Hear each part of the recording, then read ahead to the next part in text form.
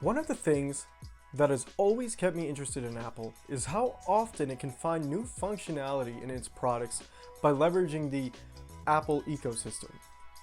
Now, if you're not sure what that means, think about iCloud Photos, Documents, or your AirPods and how they just switch from your phone to your Mac and back to your iPhone again. Well, sure, not everything is perfectly useful. Things like Handoff, for example, which sound great, but often never picks up where I left off and doesn't really have much in the way of third-party support. Every now and then, Apple just goes on to add another killer app to the ecosystem. And today, that app is AirTag.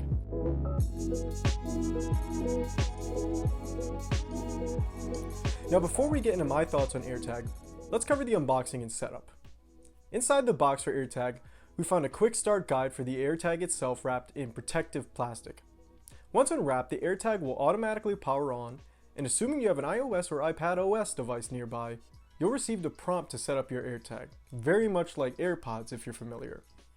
At this point, if your device isn't up to date, you'll need to head into settings in order to do so. Otherwise, you can't set up AirTag. Since that's the case for my iPad, let's talk a little more about the device itself while it updates. Beneath the plastic wrap, we can see the glossy white plastic that envelops most of the device. On the rear is a stainless steel cover embossed with the Apple logo with a gasket that keeps it water resistant. Behind this cover, we'll find an easy to replace CR2032 battery which Apple claims should last over a year. Now it's worth noting that if the battery does need replacing, you'll receive a notification on your iPhone, so you don't have to worry about your AirTag dying unexpectedly when you might need it the most. Aside from that, there's really not much else to cover on the hardware side of things, and that brings us to one of the first and few criticisms I have of AirTag. While other trackers like Tile and Chipolo have small cutouts to attach them to your keyring, AirTag doesn't, meaning attaching one of your keys, which I expect to be one of, if not the most common uses for AirTag, is going to require you to shell out some extra cash for an accessory like the Belkin Secure Holder and keyring that I have here. While this is on the cheaper side at around $13, I can't help but feel it's a little frustrating of Apple to blatantly omit and then happily charge anywhere from $30 to $40 for what is arguably a necessity rather than an accessory for using AirTag. Oh, and don't even get me started on the $349 collaborative Hermes keyring. But anyways, the Belkin keyring comes in a few different colors, is made of plastic, and is easy enough to slip your AirTag into for safekeeping. I've got no worries that my AirTag is going to be safe in it other than getting dirty, and I can't recommend buying any of the other solutions anyways unless these really are just too bland for you. Coming back around to setup, as I mentioned earlier, getting started with AirTag is as easy as placing it near your iPad or iPhone and following the on-screen prompt. First, you're going to name your AirTag using a variety of common labels for what you might attach it to. From there, you're going to pair it to your Apple ID. After that, you'll get a quick information panel with some of the features of the AirTag, like getting direction to its location in maps, playing a sound to help you locate it if it's nearby,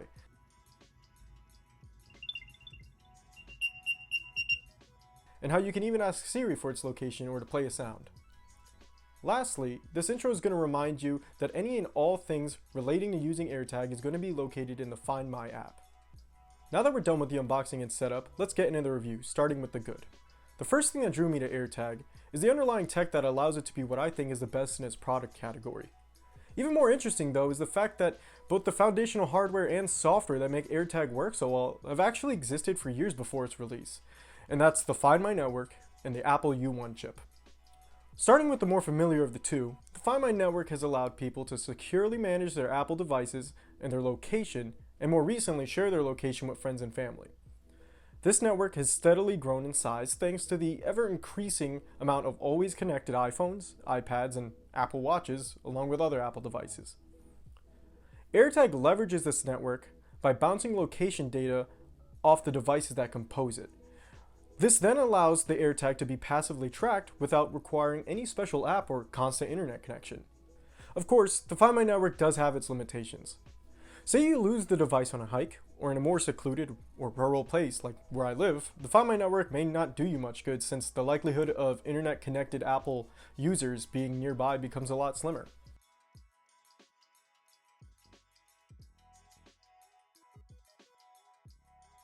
Getting into the second and newer of the two essential technologies used by AirTag, let's talk about the Apple U1 chip. The U1 chip is an Apple-designed ultra-wideband chip that grants a device a sense of spatial awareness.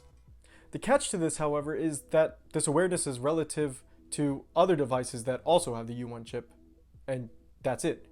For example, U1 was first introduced inside iPhone 11 back in 2019, but its functionality was limited to AirDrop, where it would prioritize sharing a photo, document, etc. to people who were physically closer to you, so long as they also had an iPhone 11. Naturally, its utility was limited thanks to the fact that the vast majority of iPhones didn't have the chip. In 2020, U1 then made its way to HomePod Mini and Apple Watch Series 6. While Apple Watch didn't make much use of U1, HomePod Mini uses it to detect when an iPhone is near, allowing users to transfer calls or media. It's because of this lack of meaningful use case scenarios and rumors that a tracker product was coming from Apple that many had been suspicious of U1's true purpose since its initial launch. Now, I'm happy to say those suspicions are no more. Thanks to U1, AirTag is able to stand head and shoulders above the competition by enabling a handy new feature Apple calls precision tracking. Precision tracking allows your iPhone to guide you in almost exactly the right direction and distance to find your AirTag when it's nearby. Where other trackers emit a sound in a game of Marco Polo, AirTag cuts out that annoying feeling that you get when you know what you're looking for is nearby, but you just can't put a pin on its exact location. Additionally, where sound cues might fail you in a noise-filled environment like a city, for example, AirTag offers the only real practical solution to homing in on your belongings. Unfortunately, as I mentioned before, U1 can only work its magic if your device also has a U1 chip.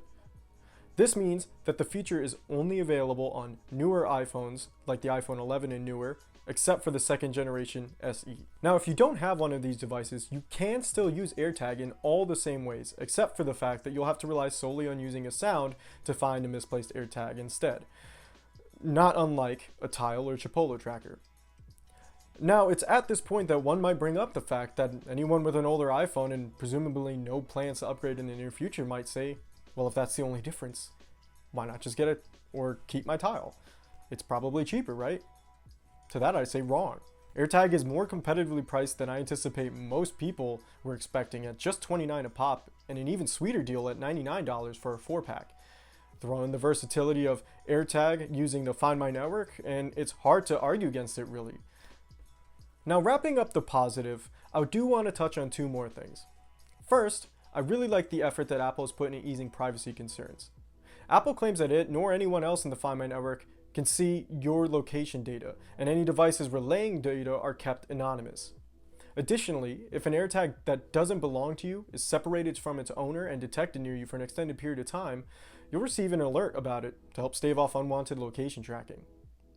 Secondly, I'd be remiss not to mention one more time how simple setting up and managing your AirTag is. The battery is long-lasting, cheap, replaceable, and everything's located in the Find My app and is just easy to understand and use. Ultimately, I think it makes a product that is equal parts accessible as it is useful, even if you're not tech savvy. Now that we've covered the good, let's talk the bad. The first thing I want to circle back to is privacy. Unfortunately, in spite of all Apple has done to protect people and their location information, I'd be lying if I said I wasn't a little concerned about the potentially awful scenarios that AirTag could be used in to track people without their consent. While Apple does notify you if someone else has an AirTag that seems to have been following you around, I can't help but wonder how long it would really take for a bad actor or toxic significant other to make use of that information without one's knowing.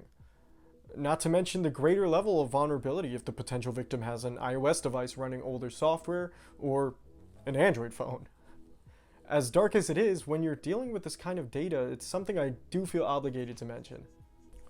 Secondly, I've got to mention how worse for wear my AirTag has become over the last couple months that I've had it. After just the first week, my AirTag was all scratched up and it looks to be completely unavoidable, not unlike the iPods of yesteryear.